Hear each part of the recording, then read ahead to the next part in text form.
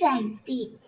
என் அன்பு தங்கமே, என் வாழ்க்கையை கெடுத்த நபர்கள் அங்கு சந்தோஷமாக இருக்கிறார்கள் என்று நீ வேதனைப்படுகின்றாயா தங்கமே?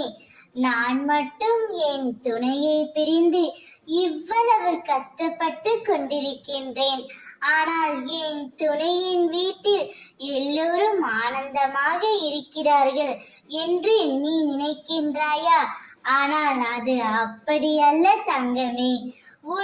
அவர்கள் வெளியில் சிரிப்பது போல் சிரித்துவிட்டு வீட்டுக்குள்ள சண்டைதான் நடந்து கொண்டே இருக்கின்றது.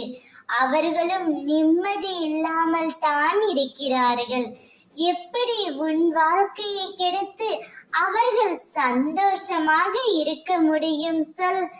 அவர்களே மனம் திருந்தி உன்னை வந்து அழைத்து உன் துணையோடு சேர்த்து வைத்தால் மட்டும்தான் அங்கு நிம்மதி என்ற காற்று தென்றலாய் வீசும்.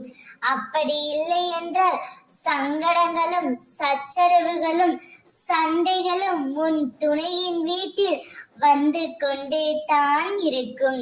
ஆனால் அதை பற்றி எல்லாம் நீ யோசிக்காதே தங்கமே.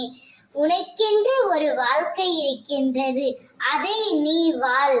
உன் துணை மனம் திருந்தி அவரே உன்னிடம் வருவார்.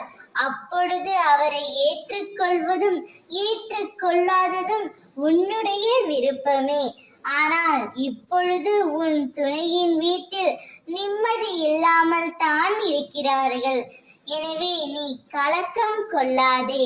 அவர்கள் கூனி குறுகி போய் உன்னிடம் வந்து மன்னிப்பு கேட்பார்கள். பொறுமையுடன் காத்திரு.